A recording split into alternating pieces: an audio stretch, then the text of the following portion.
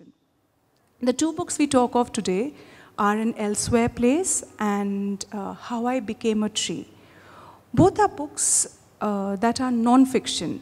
The first is a memoir. The second, well, a book that talks of a process, almost, how do I call it? Sumana will talk about it when she does, because I haven't really found not the perfect word, but even a barely adequate word to describe the form that the book takes or what it's about. And what is interesting is the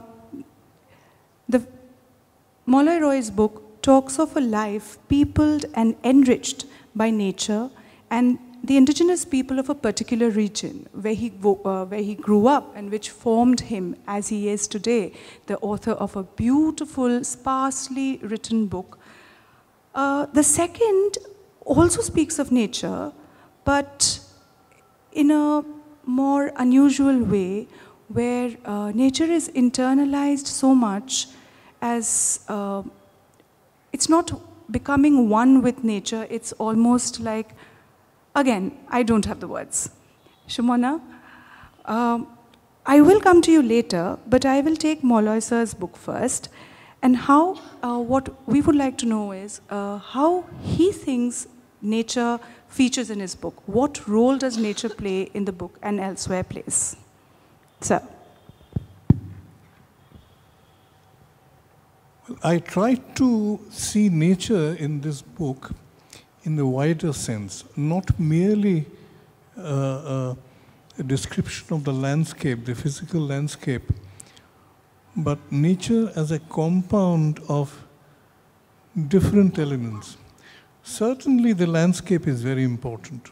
The rhythm of the seasons, the colors of the earth, the stillness of the forests, certainly they're important, but I've tried to bring in other elements like the people in the countryside, the villagers, who were as elemental as the landscape they belonged to.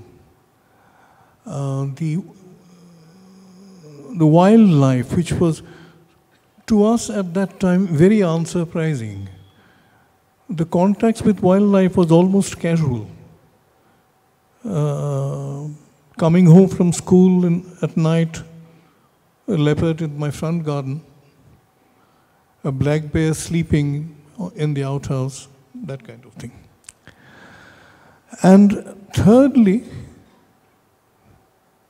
the nature of education that we had in the school itself. But what I mean is that all these made for a certain spirit and an ambience of the place, which I would loosely term as nature. The people in the town, the people in the villages, the natural environment, as well as the wildlife. They are the characters in the book. These are true-to-life characters. The thing about growing up in a small town is it encourages a lot of memories. So this is what I've tried to put down. I was wondering before, while thinking about how to tie this session together, of course, asking Sumana the same question, what role does nature play in your book? But, you know, the book itself does not allow that question, but Sir has given me a wonderful cue. The time that he speaks of, Sumana, is something that is so opposed to what our existence has been.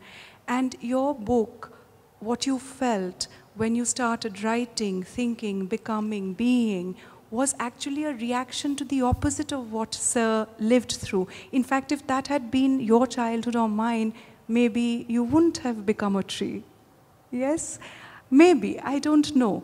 So, if that sounds a little strange, we'll let Sumana explain how this book came about and how just... দাদা একটা mic যদি দেন যেটা কাজ করে ভালো হয়। I'll pick up from where he left. Two words that he used would be relevant to my argument, and I agree with him completely. My father-in-law grew up in Hazaribagh at around the same time, and I have heard the stories that he's writing about. He used the word elemental and wildlife.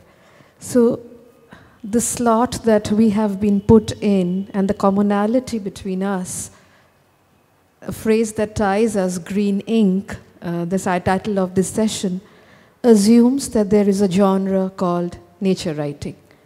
And as I was telling you over dinner last night, it's not a category that I'm happy with at all.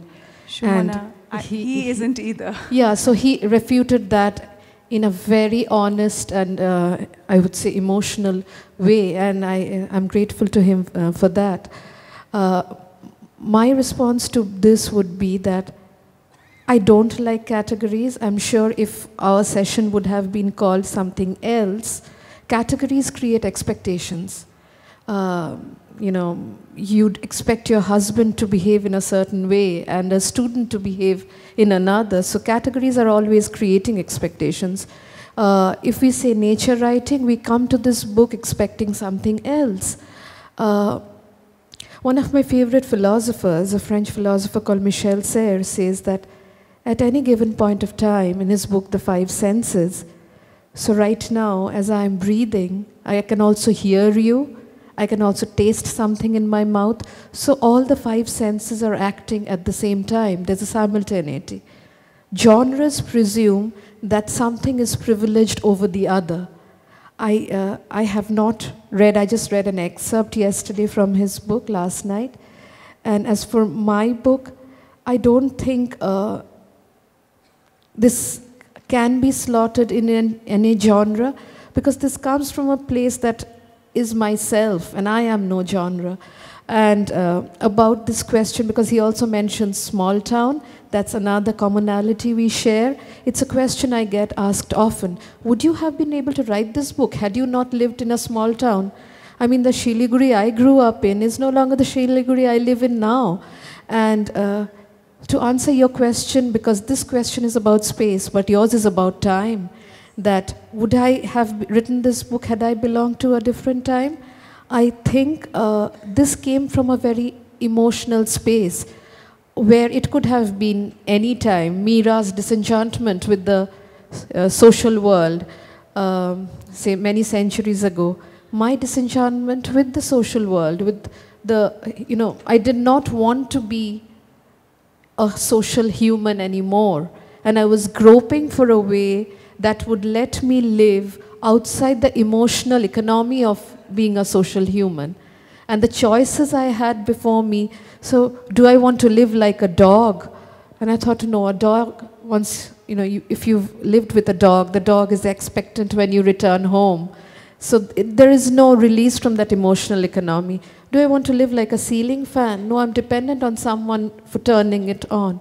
And I realized that much of my love for this world, and I do not mean people in particular, is very one-sided. And we all love in different ways, but that love is mostly one-sided. So I might love you in a certain way. Your love for me, even if you love me back, might be of a different kind. So I thought the only kind of being that allows this is the emotional economy, or lack of it, of plant life. So that is why I wanted to be a tree. Yes, exactly, how utterly unique. And if you think about it, all our entire construct of human relationships, of transactions with even a ceiling fan, is based on reciprocity, right? And here you are not rejecting reciprocity. I don't know if I can use the word evolving. I would love to, because I would love to not have expectations thrust on me, and more than that, to not expect, because I think that would be truly, as women we say we are thrust into roles, men as well, this role, that role, we don't know where we are, and we complain about the expectations that society, families, roles have of us. But as we usually don't realize in our self-centeredness, we have those same expectations as well. We impose them as well. Not only do we impose, we fight for them all the time. And in fighting, maybe we fight something very elemental in us. Maybe we all have trees in us. I don't know. I don't know, maybe we could look at becoming. I will not say anything more about this, except one other point of commonality that struck me in the two books, apart from the ones that Sumana mentioned before I go on to asking them to read from their very beautiful books. I spoke of women, gender, men as well. And Sumana, when we were talking yesterday, also spoke about how becoming is very central to our existence today. I would like Sumana to just share just a few thoughts on that before I thread on to what I was going to. Why you feel becoming, the word becoming is important. Oh, okay. So we still have to share. Yeah. As I was telling you last night, that it struck me that, and this is not to draw comparisons or make comparisons, entirely embarrassing comparisons between myself with these writers, because that's not my intent at all. Michelle Obama's memoir is called Becoming. It came out last year. The Indian writer, Geeta Hariharan's book, due to be published in a couple of months' time, is called I Became a Tide. My book is called, which came out 2 years ago, How I Became a Tree. So I was wondering to myself, why is it that so many women are interested in this philosophy of becoming at this point of time in history? And as all of you would know already, that there's a difference between the philosophy of becoming and the philosophy of being. And so why is it that so much of our stress is on becoming? And because my question is related to yours and you asked me to speak about it last night, one of the questions Sukanya asked me last night is what made me want to write this book? So just as I told you a little while ago, that this came from a very emotional space where I wanted to reject the social human world. A few years passed and I began to wonder whether I was the only abnormal person who wanted to live like a tree. And then, quite foolishly, I began to look for relatives, intellectual and emotional relatives, who had perhaps, like me, also exhibited the desire to live like a tree. I was 39 years old, I'm 44 years old now, so this was 5 years ago. And I asked my husband, from whom this is perhaps my ego or whatever, I'd never asked anything, whether he would take me to Bodh Gaya. And he was curious because people ask for birthday gifts of a different kind, and why did I want to go to a place like Bodh Gaya? I wanted to see the tree under which Siddhartha had sat to turn into or to become. And again, for me, it was this process of becoming.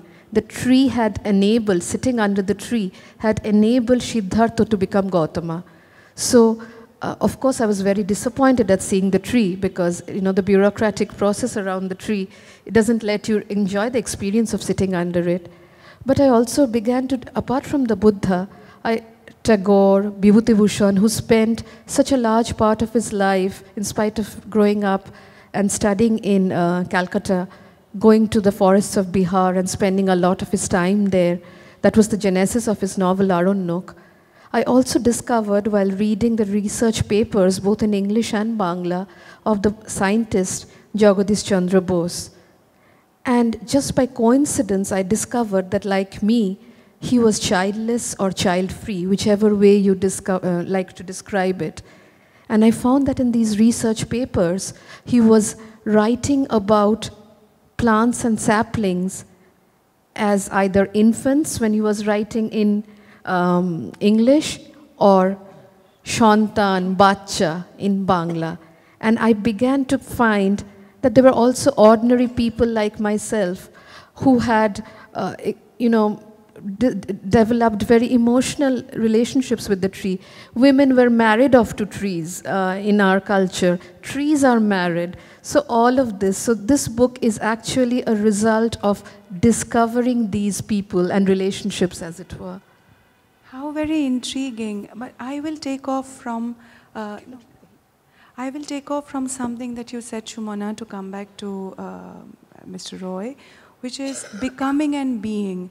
In Malay Roy's world, again, time, space, probably time, and also that space where indigenous people lived and breathed much more freely than they do today.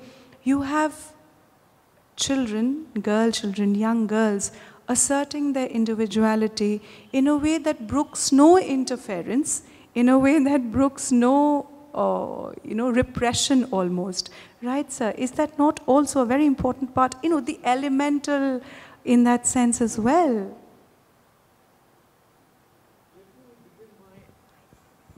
Making a small diversion.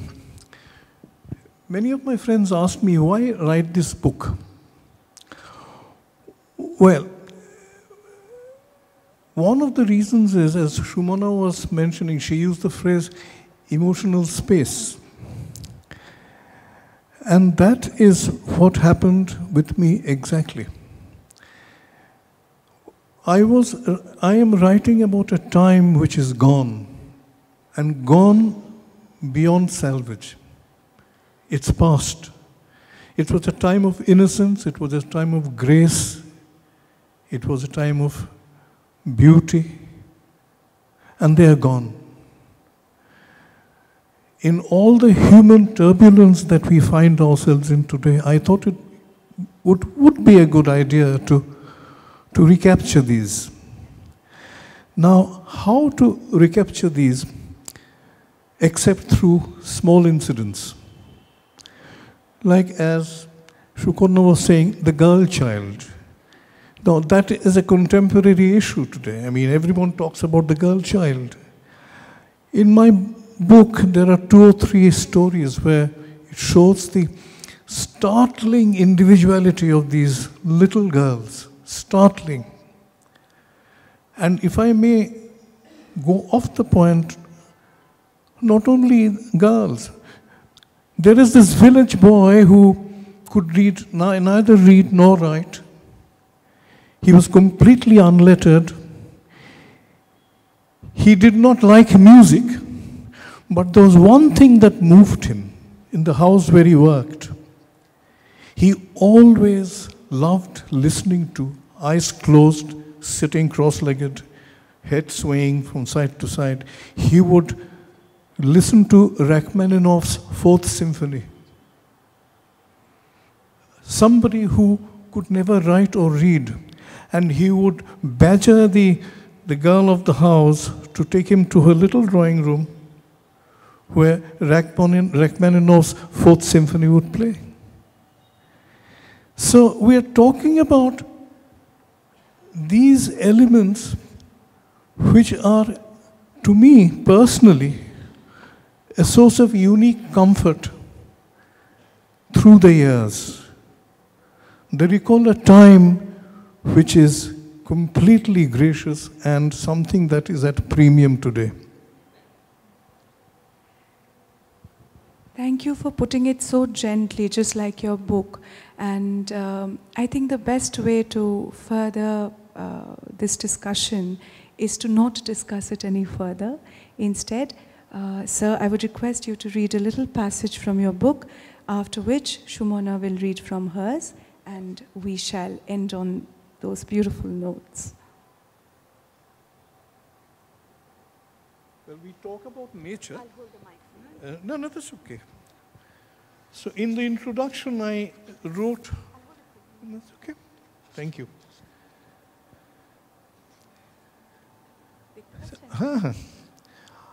This talks about the terrain of Hazaribagh as I remember it. And my 2 friends, Mr. Aditina Shorka sitting in front, and my other friend, Olok Roy Chaudhary, he was a publisher in Delhi. And they were insistent that I mention this. After all these years, the images are still vivid. of biting sharp winter mornings, the countryside silent and disembodied in mist, frost on grass, waning afternoons, slow dusk and darkness falling. Villagers going home from town, their creaking carts the only sound apart from the calls of grouse, partridge and foxes as they settled in for another cold night. Of bracing spring days with the hint of warmer days ahead, new leaves and buds everywhere, the trees a splash of color. Of hot summer days, day-long dust storms, the glare and glint of mica specks in the roadside dust, the fields dry from the sun.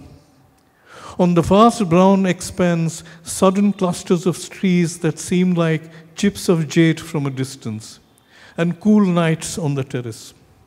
Of rushing nor'westers, the swift change from hard sunlight to swirling clouds and near darkness.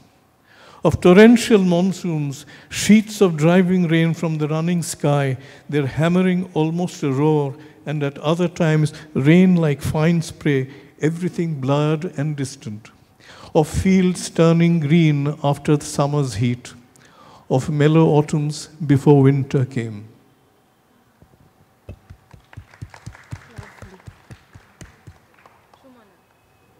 May I just take another small? You know, we talk about how elemental the people were. I just want to. Where is that damn story? Yeah. Local colors, strange meetings, Guru's friend story of fish 119.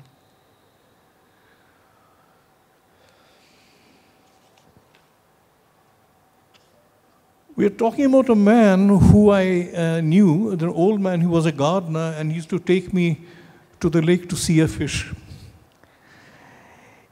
In his mid-50s, Dhanua looked much older. His skin had the texture of old, wrinkled leather, and his hands reminded me of the gnarled ancient tree in his garden. But his eyes were kind. He shared with me many secrets of landscape and wildlife. How the call of a grouse was different when it was afraid of a predator. How to tell that a dried teak leaf was in fact a rabbit's ear when it was in camouflage. How to tell whether a cornered snake was going to lunge or slither away.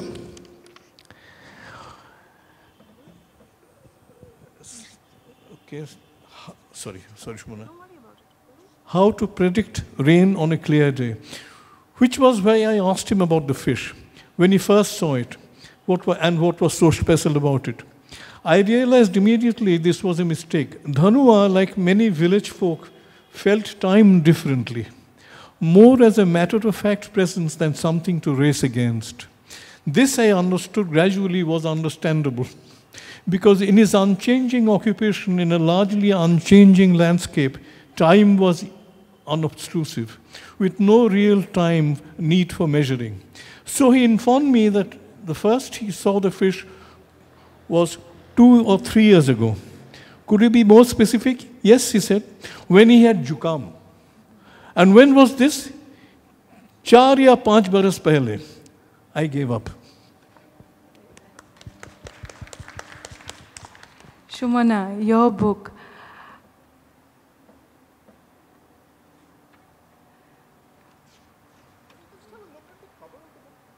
It's beautiful. It's available at the story kiosk outside. It's beautiful.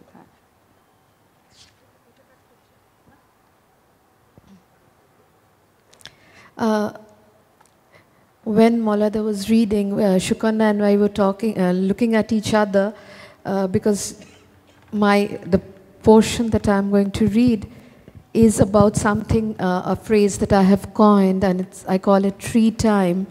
And as he was reading, I was reminded of tree time. So this is the first section of my book, and I'm going to read a very tiny section. It's called Tree Time. At first, it was the underwear. I wanted to become a tree because trees did not wear bras. Then, it had to do with the specter of violence. I loved the way in which trees coped with dark and lonely places, while sunlessness decided curfew hours for me. I liked too how trees thrived on things that were still freely available: water, air, and sunlight, and no mortgage in spite of their lifelong occupation of land. My amorphous fancies about trees began to coalesce when I entered middle age and began to weigh the benefits of a freelancer's life against that of a salaried professional. An epiphany wrapped me like a tendril. Were trees freelancers or salaried employees? A tree was a daily wage laborer, its life of work bound to the cycle of sunlight. Holidays, vacations, weekends, the salaried life, pension, loans, all of these were recent inventions, nothing more than consolations offered to employees like myself. So, when I look back at the reasons for my disaffection with being human and my desire to become a tree, I can see that at root lay the feeling that I was being bulldozed by time. As I removed my watch from my wrist and clocks from my walls, I realized that all my flaws, and this I now discover I share with many others, came from my failure to be a good slave to time. I began envying the tree, its disobedience to human time. All around me were estate developers sending their fleets of workers to construct skyscrapers to tight schedules. The trees they planted in the gated communities annoyed them. They would grow at their natural pace. It was impossible to rush plants, to tell a tree to hurry up. In envy, in admiration, and with ambition, I began to call that pace tree time. Thank you. Slave to time, racing against time. How brilliantly brought out and how differently brought out in the two books, and how utterly ironic that we remain a slave to time and to watches and to timekeeping. And I will have to cut this short here because I am needed at the other venue. Because I remain a salaried professional. Yes, I shall say I can take two quick questions if there are questions at all. Is there somebody who wants to say something? Thank you. Thank you. Thank you. I would like to say, mine is not a question. I would like to say that years and years ago, I had thought of wanting to be a tree if it was left to me to choose what I want to be. I thought of other options like you. I never went into it in as depth as you went into it, and I never came out with the gems you have come out with. It was more perfunctory. But every time I looked at a tree, I could vibe with a tree. So sometimes I used to give a tree as a present to someone I wanted to give something beautiful to. I thought nothing could compare with a tree. Ma'am, how Very much. Thank you very much for reading about your book. Thank you so much. This is a lovely comment. Thank you.